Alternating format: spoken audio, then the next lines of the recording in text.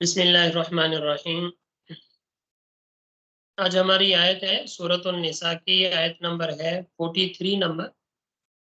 یہ آپ لوگ کھول لیں جلدی سے، سورۃ النساء کی آیت نمبر 43۔ اس میں ایک تو شراب کی حرمت کا بیان ہوگا آج، اور دوسرا تیمم کا حکم جو نازل ہوا تھا، جو وضو اور غسل کا متبادل ہے، اس کا طریقہ اور اس کا بیان آج انشاءاللہ اس آیت میں بتایا جائے۔ پہلے تلاوت کر لیتے۔ اعوذ باللہ من الشیطان الرجیم، بسم اللہ الرحمن الرحیم۔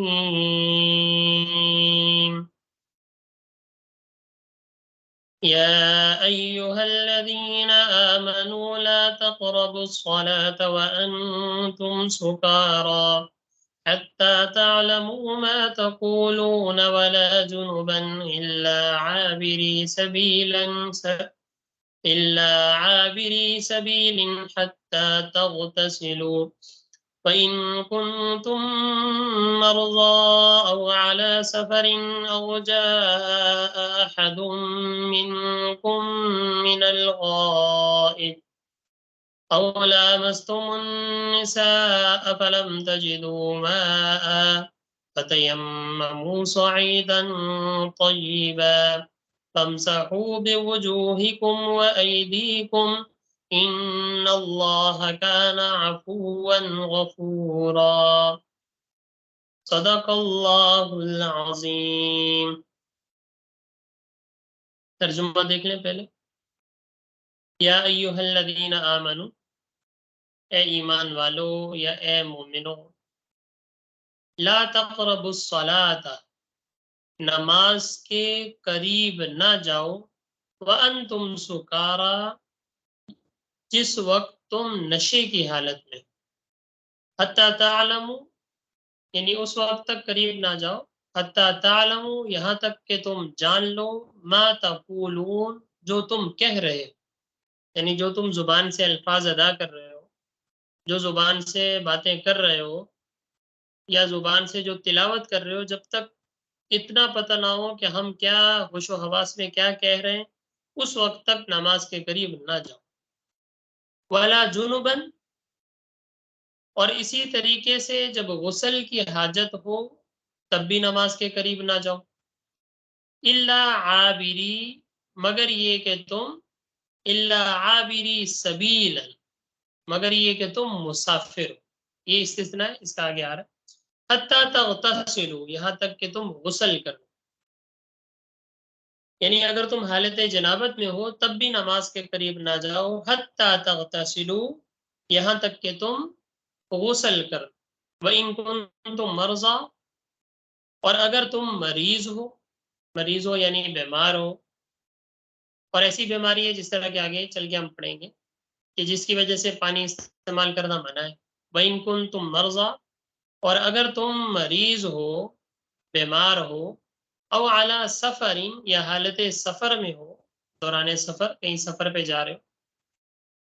او جاء احد منکم من الغائط، یا تم میں سے کوئی ایک قضاء حاجت سے فارغ ہو کے آئے، او لامستم النساء، یا تم نے عورتوں کو چھوا ہو، فلم تجدوا ماء، اور تم پانی نہ پاؤ، یعنی تمہارے پاس پانی میسر نہ ہو، تو اس کا متبادل پھر کیا کرو، فتیمموا صعیدا طیبا، تو پاکیزہ مٹی سے تیمم کر لیا کرو۔ تیمم کیسے کرو گے، فامسحوا بوجوہکم وایدیکم، اور مسح کر لو اپنے چہرے کا، وایدیکم، اور اپنے دونوں ہاتھوں، ابھی طریقہ بتاؤں گا، مسح کر لیا۔ ان اللہ کان عفوا غفورا، بے شک اللہ تعالی بڑے بخشنے والے، بڑے رحم کرنے والے۔ ان اللہ کان عفوا غفورا، بے شک اللہ تعالی بڑے معاف کرنے والے، اور غفورا، بڑے بخشنے والے۔ دوبارہ دیکھ لیں ایک دفعہ آیت کا ترجمہ دیکھ لیں۔ یا ایھا الذین آمنوا، اے ایمان والو، لا تقربوا الصلاۃ، تم نماز کے قریب نہ جاؤ، وانتم سکارا، جبکہ تم نشے کی حالت میں ہو، حتی تعلموا ما تقولون، یہاں تک کہ تم سمجھنے لگو جو تم کہہ رہے ہو، ولا جنبا، اور حالت جنابت میں بھی نماز کے قریب نہ جاؤ، الا عابری سبیل، مگر یہ کہ تم مسافر ہو، حتی تغتسلوا، یہاں تک کہ غسل کرو، یعنی حالت جنابت میں جب ہو، جب تک غسل نہ کر لو اس ٹائم تک نماز کے قریب نہ جاؤ۔ وَإِن كُنتُم مَرْضَىٰ، اور اگر تم بیمار ہو، او علی سفر، یا حالت سفر میں ہو، او جاء احد منکم من الغائط، یا تم میں سے کوئی قضاء حاجت سے فارغ ہو گیا ہے، او لامستم النساء، یا جب تم نے عورتوں کو چھوا ہو، فلم تجدوا ماء، اور تم پانی نہ پاؤ، تو فتیمموا صعیدا طیبا، تو پاکیزہ مٹی سے تیمم کر لیا کرو، فامسحوا بوجوہکم وایدیکم، اور مسح کر لو اپنے چہروں کا اور اپنے ہاتھوں کا، ان اللہ کان عفوا غفورا، بے شک اللہ تعالی بڑے معاف کرنے والے، بڑے بخشنے والے۔ یہ سورۃ النساء کی آیت نمبر 43 آپ حضرات کے سامنے تلاوت اور ترجمہ ہوا، کہ جس میں اللہ تعالی نے دو حکم بیان فرمایا۔ پہلا حکم تو یہ بیان فرمایا کہ اے ایمان والو، جب تم حالت نشہ میں ہو تو اس وقت تم نماز کے قریب نہ جاؤ۔ قریب نہ جاؤ مطلب نماز نہ پڑھو، نماز کو مؤخر کرو۔ اب اس کا یہ مطلب نہیں ہے کہ نماز کے قریب تم لوگ نشہ کرنے لگ جاؤ، بلکہ اس آیت کا پہلے پس منظر سمجھ لیں، تو پھر اس کے بعد ہمیں یہ سمجھنے میں آسانی رہے۔ آپ صلی اللہ علیہ وسلم کے آنے سے پہلے عرب معاشرہ جو تھا، جہاں دیگر بہت سارے گناہوں میں یہ ملوث تھا، وہاں ایک شراب نوشی، شراب پینا، یہ بھی بڑا عام تھا، کیونکہ یہ کھجوروں کی وافر فراوانی ہوتی تھی وہاں پہ، اسی طریقے سے انگور وغیرہ اس سے شراب بنائی جاتی تھی، تو یہ خیر مہیا ہوتے تھے ان کو، جس کی وجہ سے یہ نشے کی چیزیں کھجور پہ پانی میں ڈال کے رکھیں تو ایک تیزی آ جاتی، لیکن اصل شراب جو ہے وہ انگور کے شیرے سے بنائی جاتی۔ تو عرب کے یہ نشے کا بڑا رواج تھا، شراب پینے کا بڑا رواج تھا، ہر آدمی شراب کا عادی تھا، الا ماشاء اللہ۔ تو جب آپ صلی اللہ علیہ وسلم تشریف لائے تو عرب کی گٹی میں یہ گناہ پڑا ہوا تھا۔ آپ صلی اللہ علیہ وسلم اور اسی طرح چند وہ صحابہ جو بڑے بڑے جن کے نام ہیں، حضرت ابوبکر صدیق رضی اللہ تعالیٰ عنہ، کچھ لوگ تو پہلے سے ہی اس کو برا سمجھتے تھے، کیونکہ پتہ تھا نشے کی چیز ہے اور آدمی ہوش و حواس میں نہیں رہتا، ایک عقل والا آدمی، سمجھ والا آدمی یہ باتیں سمجھتا ہے۔ تو نہ کبھی آپ صلی اللہ علیہ وسلم نے نبوت سے پہلے، انبیاء تو ویسے ہی گناہوں سے معصوم ہوتے ہیں، کبھی ایسی نوبت ہی نہیں آئی۔ اور اسی طرح کچھ صحابہ اکرام رضی اللہ تعالیٰ عنہ بھی تھے کہ جو طبیعت کے بڑے نفیس لوگ تھے اور انہوں نے شروع سے کبھی شراب نہیں پی تھی۔ حضرت بکر صدیق رضی اللہ تعالیٰ عنہ کا نام سر فہرست آتا ہے، اور بھی صحابہ اکرام رضی اللہ تعالیٰ، کہ ان لوگوں نے اسلام لانے سے پہلے بھی کبھی شراب کی طرف گئی نہیں تھی۔ بھی ایک عقل بھی اس کو تصور کرتی کہ چیز غلط ہے، نشے کی چیز ہے، جس میں آدمی کو ہوش و حواس نہ رہے۔ اور دوسرا ہم یہ بھی دیکھتے ہیں کہ جس کو یہ عادت لگ جائے شراب کی، پھر دنیا کی کوئی طاقت اس کو چھڑا نہیں سکتی، چاہے وہ شراب کی عادت ہو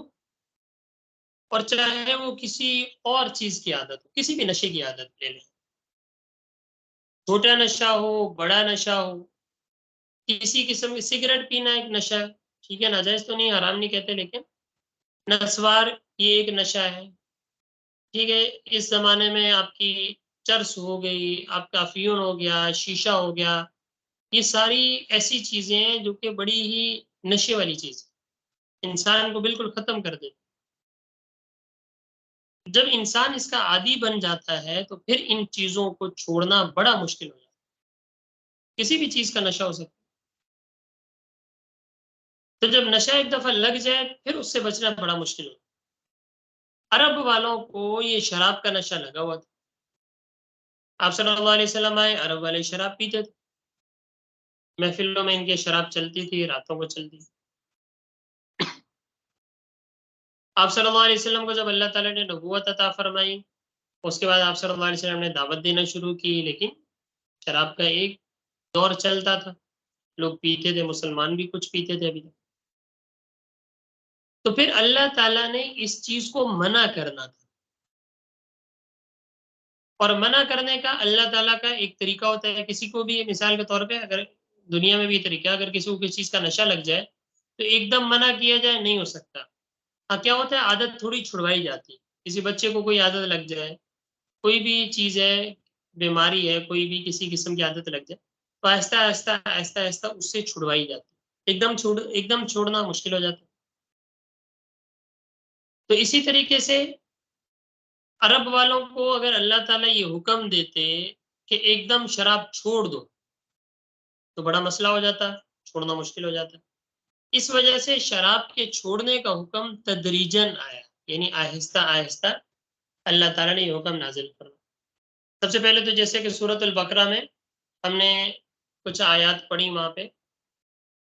یا آپ لوگ تفسیر اگر دیکھیں کہ وہاں اللہ تعالیٰ نے ان چیزوں کو کہا کہ یہ چیزیں اچھی نہیں، انگور کا شیرہ، یہ چیزیں، شراب، یہ اچھی چیز نہیں ہے۔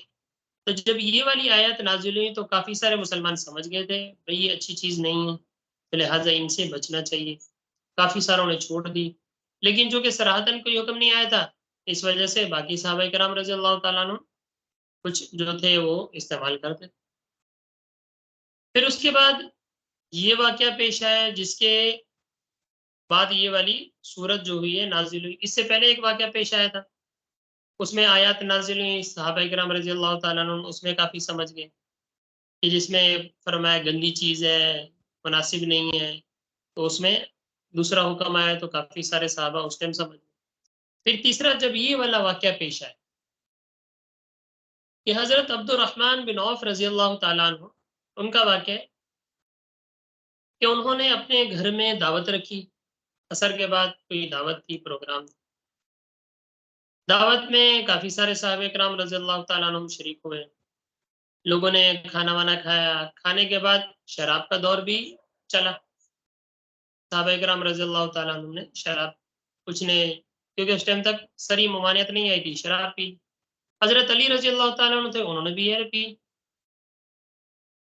اس کے بعد پھر مغرب کی نماز کا وقت آیا تو مغرب کی نماز اب وہیں انہوں نے جماعت کروائی، اور حضرت علی رضی اللہ تعالیٰ عنہ چونکہ ان میں زیادہ صاحب علم والے تھے تو ان کو آگے کر دیا کہ آپ نماز پڑھیں۔ حضرت علی رضی اللہ تعالیٰ عنہ نماز پڑھانے لگے۔ پہلی رکعت میں سورت، چونکہ نشہ آیا ہوا تھا تو پہلی رکعت جب پڑھی اس میں سورۃ الکافرون تلاوت، اور سورۃ الکافرون میں زبان جب ڈگمگائی تو پڑھنا کچھ اور تھا، پڑھ دیا اس کے الٹ۔ جس طرح ہے نا، قل یا لا اعبد ما تعبدون، میں عبادت اس کی نہیں کرتا جس کی تم عبادت کرتے ہو، ولا انتم عابدون ما اعبد۔ اب اس میں تھوڑا سا بھی اگر فرق ہو جائے، لا وغیرہ نہ لگایا جائے تو معنی بالکل الٹ ہو جاتا ہے۔ آپ ترجمے میں غور کریں گے تو آپ کو سمجھ میں آ جائے۔ تو جب نماز پڑھائی، نماز میں یہ غلطی ہوگی، جب یہ غلطی ہوئی، نماز کے بعد نشہ گیا، خود بھی شرمندہ ہوئے، اور کچھ لڑائی کی نوبت بھی آئی، یہاں تک کہ یہ بات آپ صلی اللہ علیہ وسلم تک پہنچی۔ جب آپ صلی اللہ علیہ وسلم تک پہنچی تو اس وقت یہ والے آیات نازل ہوئی، یا ایھا الذین آمنوا لا تقربوا الصلاۃ وانتم سکارى، اے ایمان والو تم نماز کے قریب نہ جاؤ جبکہ تم حالت نشہ میں، جب نشے کی حالت میں ہو تو ایسی صورت میں نماز کے قریب نہ جاؤ۔ نتیجہ کیا ہوگا کہ نشے کی حالت میں تمہیں پتہ نہیں چلے گا کہ تم کس طرح کے الفاظ ادا کر رہے ہو سکتا ہے تم اپنے لحاظ سے صحیح پڑھ رہے ہو لیکن نشے کی وجہ سے تمہاری زبان تھوڑی ڈگمگا جائے اور پڑھنے کی بجائے کوئی کفری کلمہ تم کہہ دو، تو ایسی صورت میں ممانعت آ گئی کہ اب نماز کے قریب شراب پینے کی اجازت نہیں، کہ نماز تو وقت مقرر پر فرض ہے نا، نماز کا ٹائم مقرر، اور اگر پینی بھی ہے شراب تو اس کے لیے رات لمبی پڑی ہوئی ہے، نماز کے بعد آرام سے کوئی پینا چاہے پی لے، یا ایسے وقت میں پیے کہ نماز تک اس کا نشہ وغیرہ دور ہو جائے. تو یہ حکم اس ٹائم نازل ہوا کہ نماز کے وقت میں، نماز سے پہلے ایسی صورت میں کوئی آدمی شراب نہ پی. یہ حکم نازل ہو گیا. تو صحابہ کرام رضی اللہ تعالیٰ نے کافی نشتم توبہ کر لی، آئندہ نہیں پئیں گے. پھر اس کے بعد ایک اور واقعہ پیش آیا جہاں صحابہ کرام رضی اللہ تعالیٰ نے تھوڑی سی تکرار بھی ہو گئی نشے کی حالت میں. ظاہر ہے وہ کچھ کوئی چیز مار دی تھی جس وجہ. پھر جب آپ صلی اللہ علیہ وسلم کے پاس یہ بات پہنچی تو پھر آپ نے ہاتھ اٹھائے کہ اللہ اب اس شراب کا کوئی واضح حکم نازل فرما دیجیے. پھر سورۃ المائدہ کی آیات ہیں جو ہم تلاوت پڑھیں گے اگر انشاءاللہ، تو اس میں پھر اللہ تعالیٰ نے شراب کو انما الخمر والمیسر، اس کو اللہ تعالیٰ نے بالکل حرام قرار دیا. اور جس دن اللہ تعالیٰ نے اس کو حرام قرار دیا ہے تو اسے مورخین نے لکھا ہے کہ اس دن جیسے یہ آیت نازل ہوئی ہے، صحابہ کرام رضی اللہ تعالیٰ عنہم کے کانوں میں پڑی ہے، سب نے اسی ٹائم فوراً توبہ کی اور گھر میں جتنے برتن تھے شراب کے، شراب سمیت لا کے باہر انہوں نے پھینک دی. اور ان دنوں میں جیسے بارش کا پانی بہ رہا ہوتا ہے تو روایت میں آتا ہے کہ ان دنوں میں مسجد نبوی معذرت ان دنوں میں مدینہ منورہ جو ہے اس کی گلیوں میں ایسے شراب بہ رہے تھے. ایسے صحابہ کرام رضی اللہ تعالیٰ نے عمل فرمایا. اور اس کے بعد پھر شراب قطعی طور پہ کیا کر دی گئی؟ حرام کر دی گئی. اور آج تک یہ شراب پینا حرام ہے. مسلمان کے لیے شراب پینا کسی طرح بھی جائز نہیں، چاہے نشہ اب آئے چاہے نشہ نہ آئے، چاہے ایک قطرہ ہو چاہے ایک قطرے سے زیادہ ہو، اب کسی صورت بھی شراب پینا مسلمان کے لیے جائز نہیں. یہاں تک کہ شراب بنانے والا، شراب بیچنے والا، شراب سپورٹ کرنے والا، شراب کو اٹھانے والا، یہ 10 قسم کے لوگ ہیں جس میں احادیث میں آپ صلی اللہ علیہ وسلم نے ان پر لعنت کی. اور یہ ایسا نشہ ہے کہ اگر یہ لگ جائے تو یہ نسلوں کو تباہ کر دیتا. اگر گھر میں ایک بھی بندہ ایسا ہے کہ جو اس خدا نخواستہ یہ نشے میں مبتلا ہو جائے، پورا گھر پورا محلہ اس سے پریشان ہو. گھر کی چیزیں اٹھا اٹھا کے نشے کے لیے بیچ دیں گے، پتہ نہیں اللہ معاف فرمائے کیا کیا کر دیتے ہیں. اللہ تعالیٰ ہماری اس سے حفاظت فرمائے. تو یہ آیت ہے یا ایھا الذین آمنوا لا تقربوا الصلاۃ وانتم سکارى حتى تعلموا ما تقولون. اے ایمان والو تم نماز کے قریب نہ جاؤ جبکہ تم حالت نشہ میں ہو، یہاں تک کہ تم جان جاؤ کہ تم کیا کہہ رہے ہو. تمہیں پتہ لگ جائے تم کیا پڑھ رہے ہو، تمہیں پتہ لگ جائے تم کیا گفتگو کر رہے ہو، اس وقت تک نماز کے قریب نہ جاؤ. اسی سے مفسرین نے ایک یہ مسئلہ بھی نکالا ہے کہ اگر کوئی آدمی، کوئی شخص ایسا ہے کہ اس کو اتنی نیند آئی ہوئی ہے، اتنی نیند آئی ہوئی ہے کہ اس کو یہ پتہ نہیں کہ میں جو الفاظ ادا کر رہا ہوں کیا ادا کر رہا ہوں، اتنا نیند کا غلبہ ہے، تو ایسی صورت میں مفسرین نے فرمایا کہ ایسی صورت میں بھی نماز نہ پڑھے، بلکہ تھوڑا آرام کر لے، تھوڑا سو جائے 10-15 منٹ، آدھا گھنٹہ، تاکہ تھوڑا سا ہوش آ جائے، پھر اس کے بعد نماز پڑھے. اگر ایسی کیفیت ہے کہ ایسی نیند غالب ہے کہ پتہ نہیں انسان کو ہوش ہی نہیں ہے کیا پڑھ لے، تو ایسی صورت میں نماز کو فی الحال نہ پڑھے. کہیں ایسا نہ ہو کہ ایسی صورت میں بھی کیا ہو، منہ سے کوئی ایسا لفظ نکل جائے. تو اس آیت سے مفسرین نے یہ بھی بیان فرمایا. تو ایک تو یہ کہ جب تم حالت نشہ میں اس ٹائم تک نماز کے قریب نہ، ولا جنوبا، اور جب تم حالت جنابت میں، حالت جنابت میں کہ جس طرح غسل فرض ہو جاتا ہے نا، چاہے مرد ہو چاہے عورت ہو، کہ جب غسل فرض ہو جائے تو غسل فرض ہونے کے بعد بھی نماز پڑھنا جائز نہیں ہے جب تک کہ حتی تغتسلوا، یہاں تک کہ تم غسل نہ. ایک ہوتی ہے چھوٹی ناپاکی، جس طرح وضو ٹوٹ گیا یا واش روم گئے، انسان پیشاب وغیرہ کرتا ہے، قضاء حاجت کرتا ہے، تو ایسی صورت میں کیا ہوتا ہے، وضو ٹوٹ جاتا ہے. جب وضو ٹوٹ گیا تو اس کے لیے چھوٹی پاکی ہے یعنی وضو کرنا. اور اگر حالت جنابت ہے، چاہے مرد ہے چاہے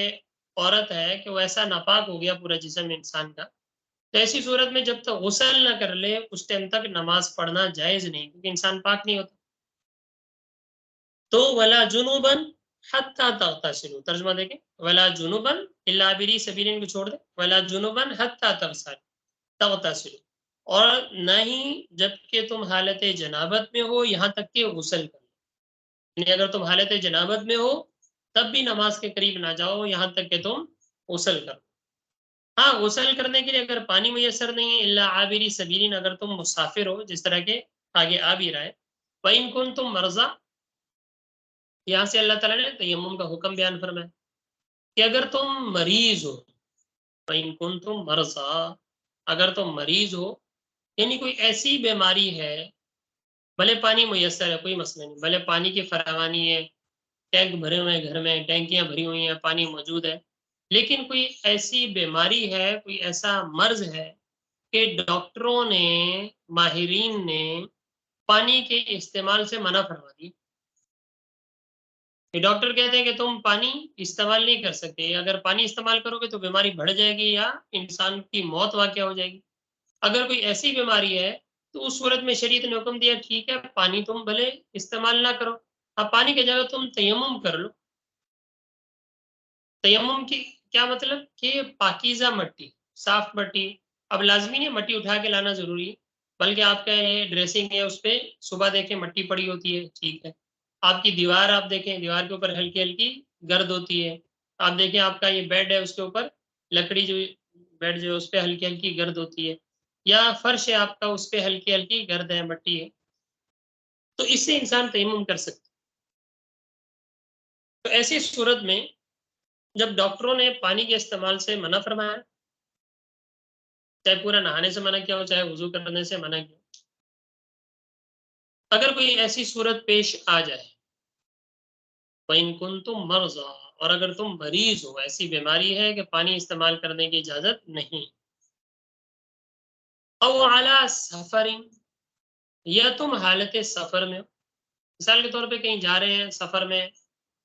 جس طرح پہلے زمانے میں سفر ہوتا تھا، اونٹوں پہ ہوتا تھا، گھوڑوں پہ ہوتا تھا، تو سفر بڑا اچھا ہو گیا، لیکن آج کل بھی ایسا ہوتا ہے، ہو سکتا ہے جہاز میں جا رہے ہوں پانی کہیں ختم ہو جائے، نماز کا وقت نکل رہا ہے، آپ ٹرین میں جا رہے ہیں، ہو سکتا ہے پانی کہیں ختم ہو جائے، نماز کا وقت نکل رہا ہے، تو ایسی صورت میں کیا کیا جائے؟ ایسی صورت میں بھی شریعت نے اجازت دی ہے، اگر پانی نہیں ہے تو اور تم حالت سفر میں ہو، پانی دور دور تک،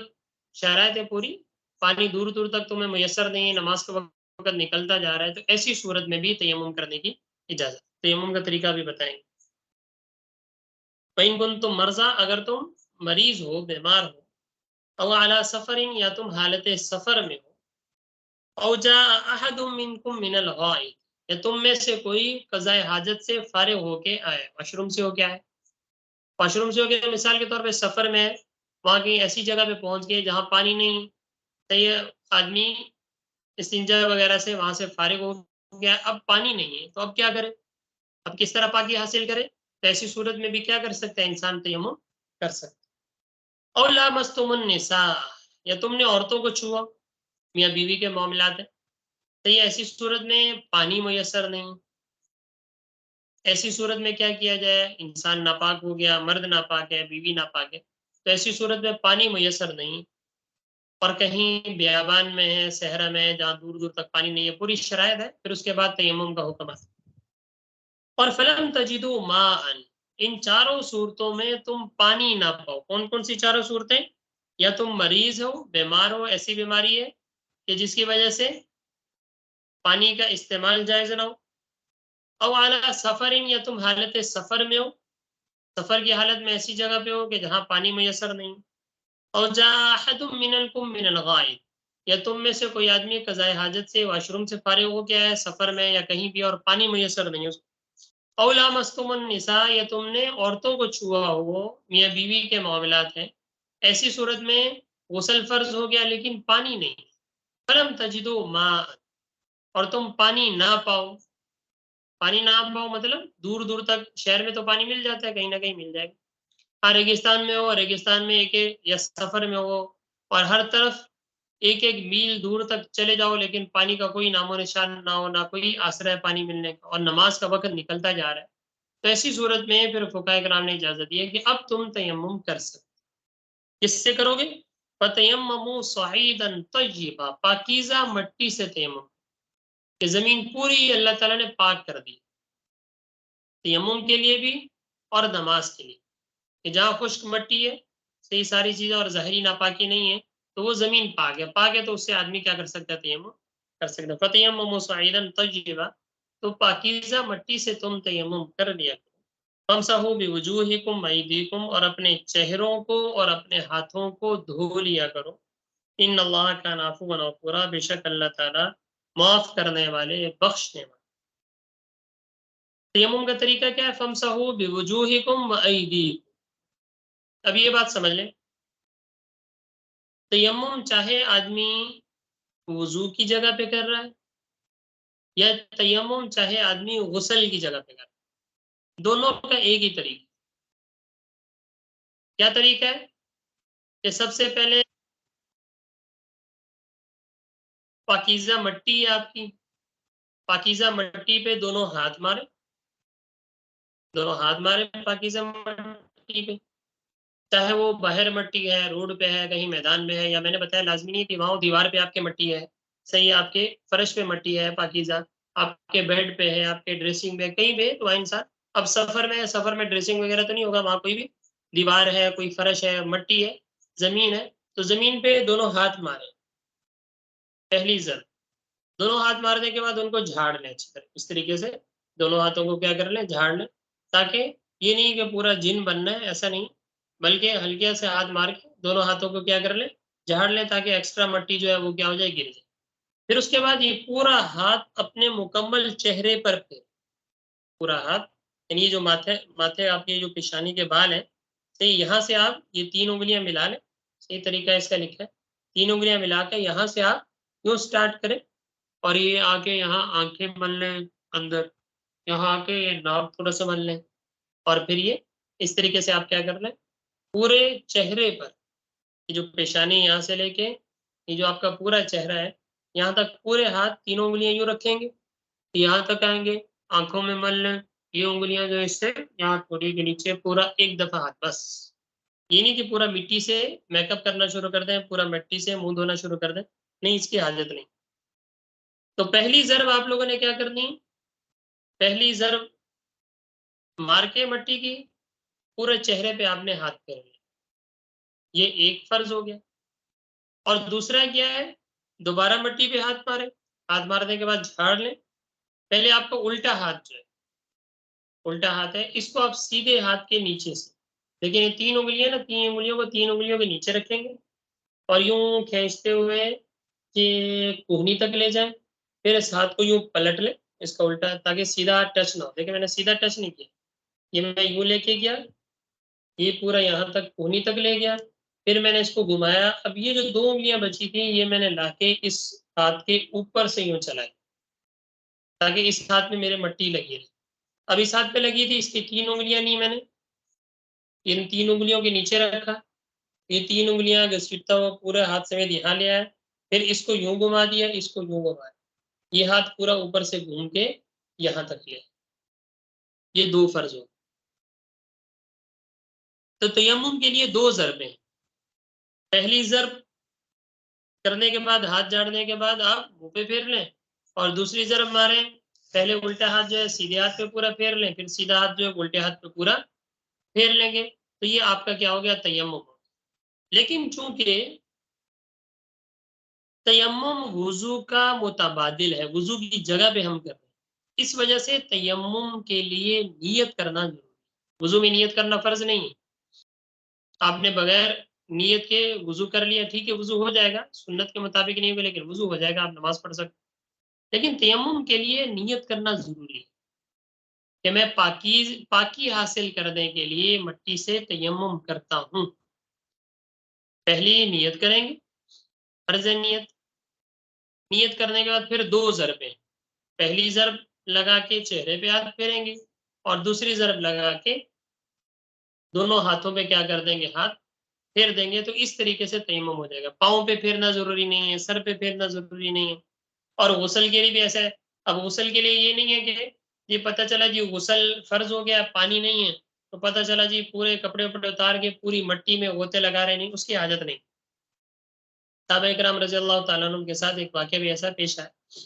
کہ صحابہ کہیں گئے ہوئے تھے، اور وہاں کسی صحابی کو اس طرح کی نوبت پیش آ گئی،